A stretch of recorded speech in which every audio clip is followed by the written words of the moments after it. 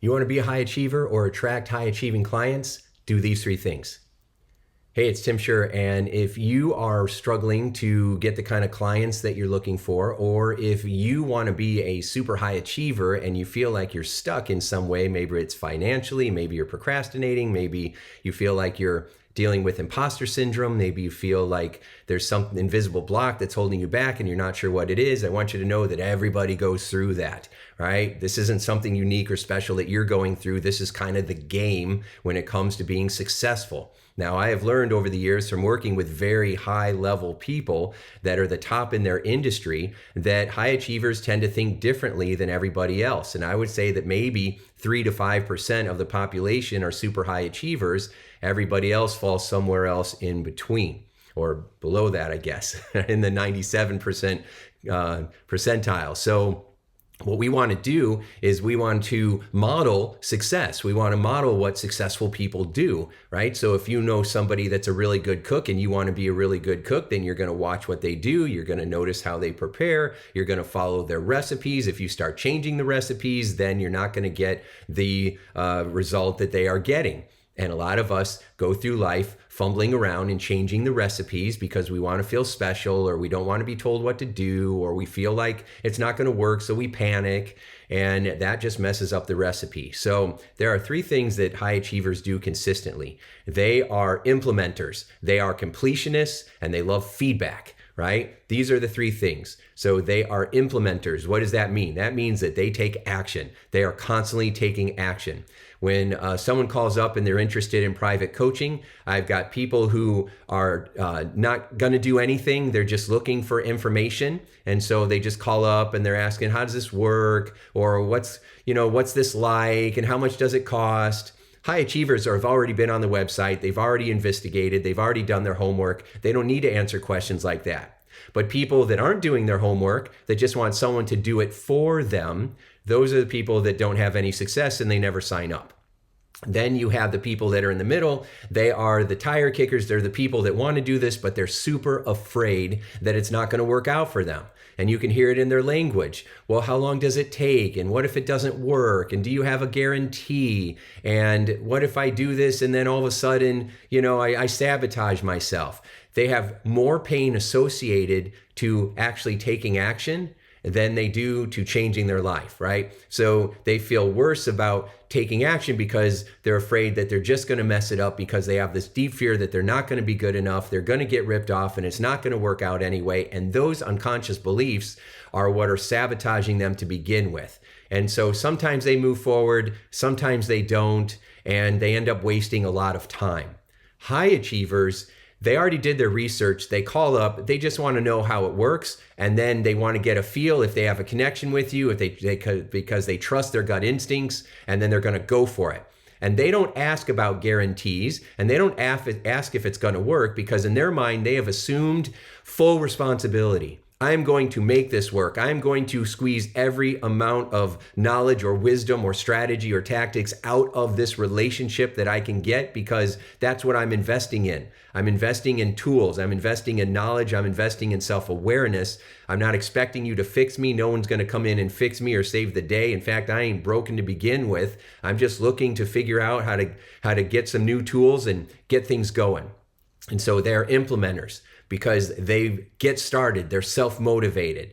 I always tell people I hired the coaches that I couldn't afford, and that's why I can afford to hire any coach I want now, because I had the mentality before I had the money. Most people say I'll have the mentality after I have the money. No, you won't.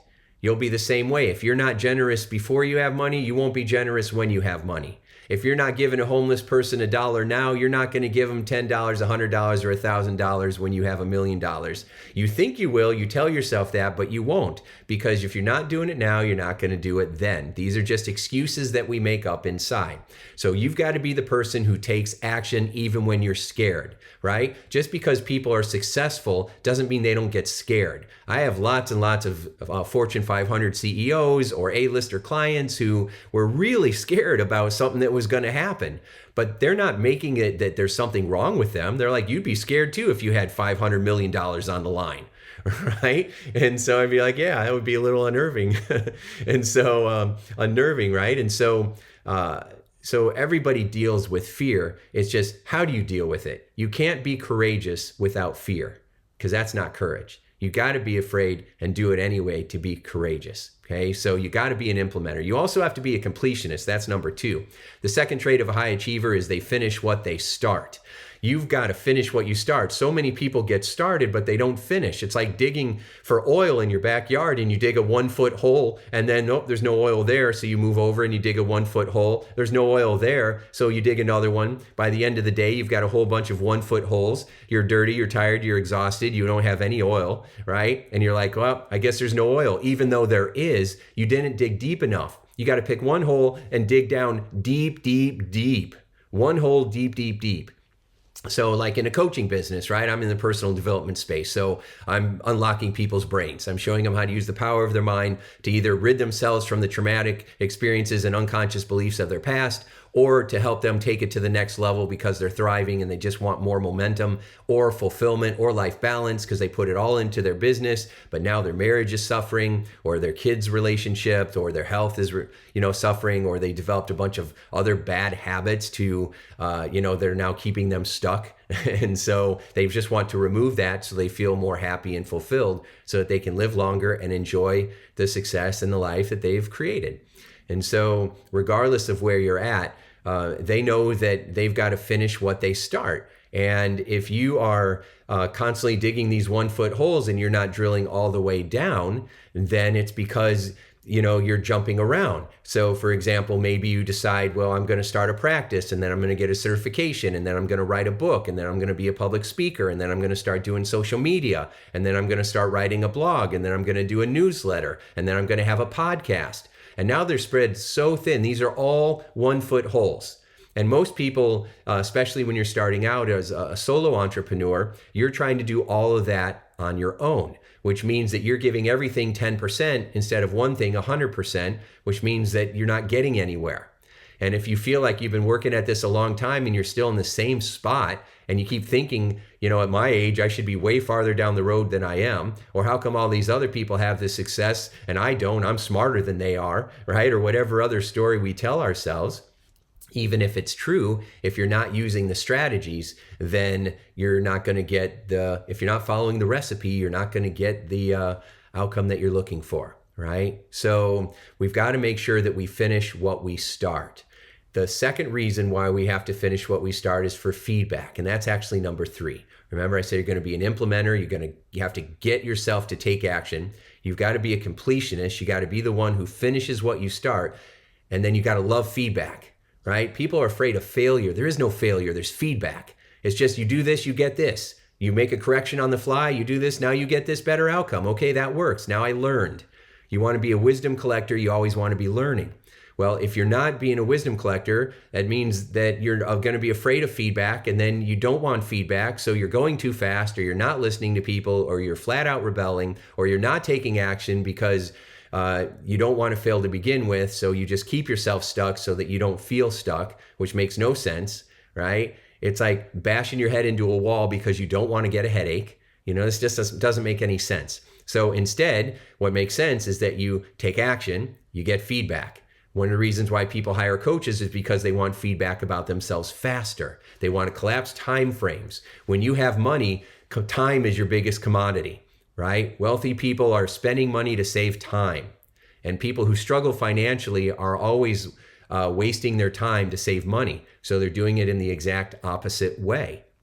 Money is a tool to save you time. So if you can get wisdom in 3 years, or you can get the same wisdom in 3 months, or you can get the same wisdom in 30 minutes, right? Well, you're going to pay for that, right? And what you invest now is you're going to 10x it down the road, sometimes 100x it, right? But it can go the other way. If you're constantly trying to save money and you're nickel and diming yourself, then you're losing thousands of dollars every month, or tens of thousands or hundreds of thousands every month, depending on where you're at, because of these limiting beliefs. And so feedback helps you recognize what the beliefs are. It helps you upgrade the deep unconscious beliefs that were built and formed in your mind without your permission and without your consent when you were growing up. And now they're affecting you in your adult life. And so what I do is I go and I find those unconscious beliefs and we upgrade them, the ones that are not serving you, and we upgrade them.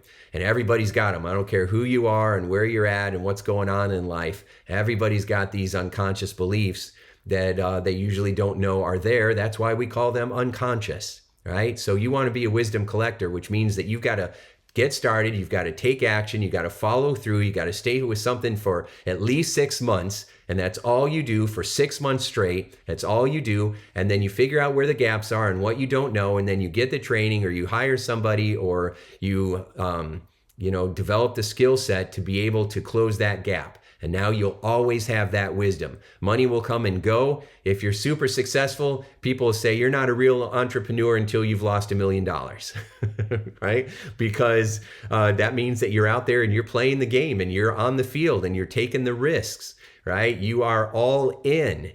And that's what makes you an implementer, and that's what makes you a completionist, so that you can gain that feedback.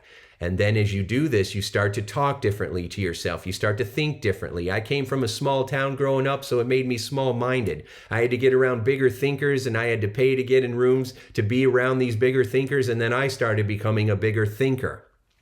And then I started getting invited to be into those rooms. And then you just build your network. You know, your network really influences your net worth. But most people, their self-worth is influencing their net worth.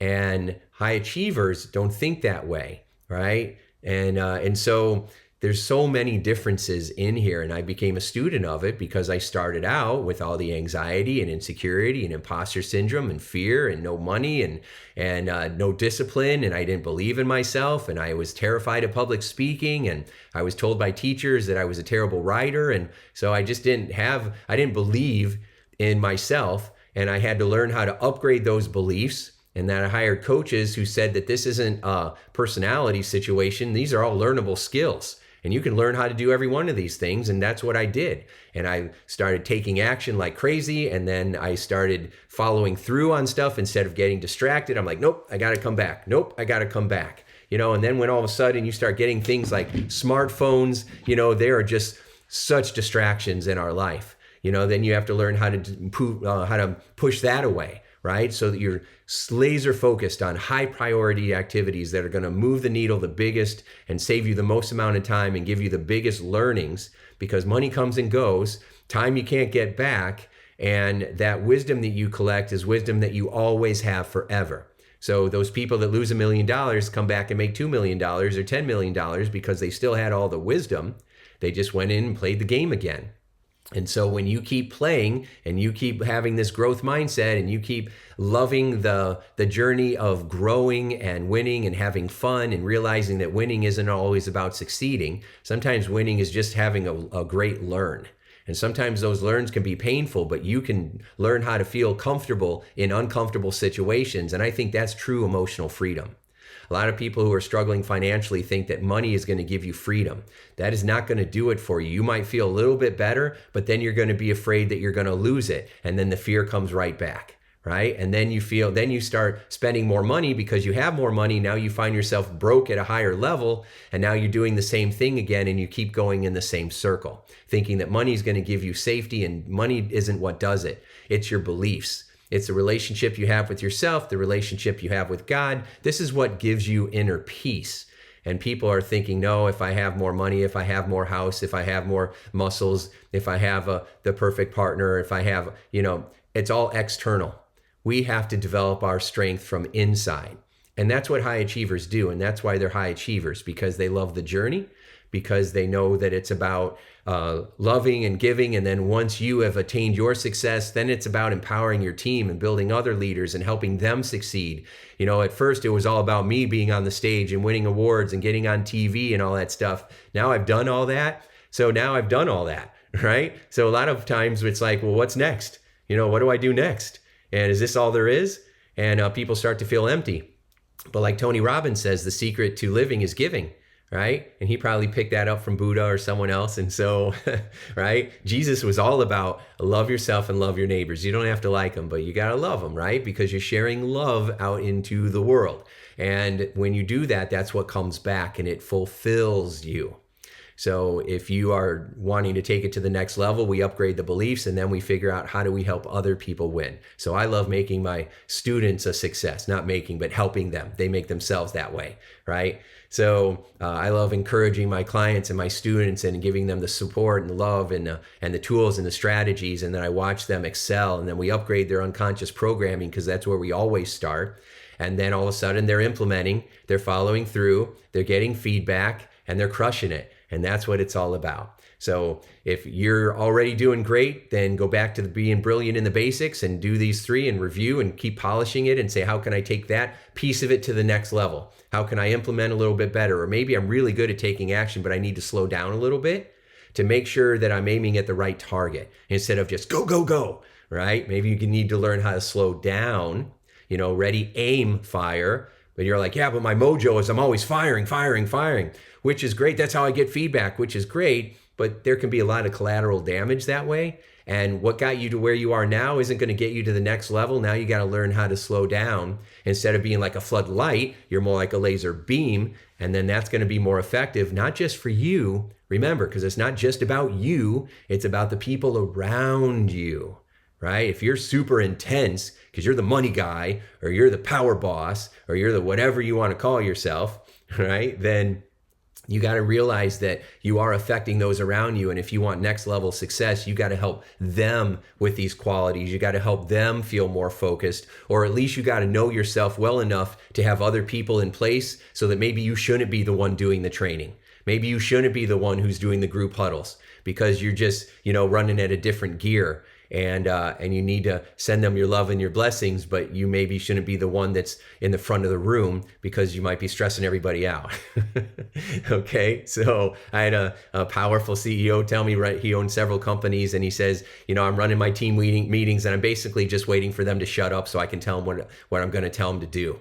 Right? And I'm like, you are so disempowering your team. I know you're successful, but if you want that next level, then you got to make them feel loved, understood, and validated. LUV, love them, right? And he had to work on that for a little bit until, because ultimately his real fear was that you can't trust people.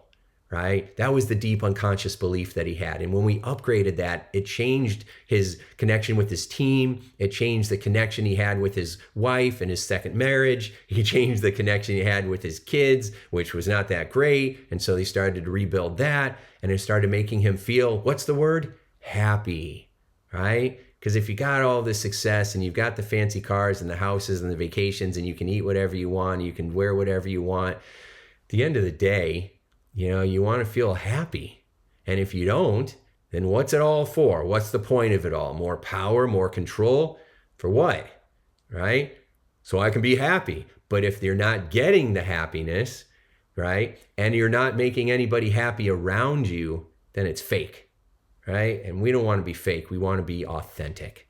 So however this hits you, if it hit you with the money part, if it hit you with the authenticity part of it, if you wanted to take it to the next level, or you're feeling in a slump right now, doesn't matter. If you're feeling like you need some support, keep watching these videos, keep subscribing. If you need more help, reach out. You can click on the notes below and reach out, and we can have a quick call and see what we can do to help you to make your life as happy and fulfilling and successful as you'd like it to be. So thanks so much for watching. Make sure that you continue to implement, you continue to be a completionist, and congratulations on getting some feedback. Talk to you soon.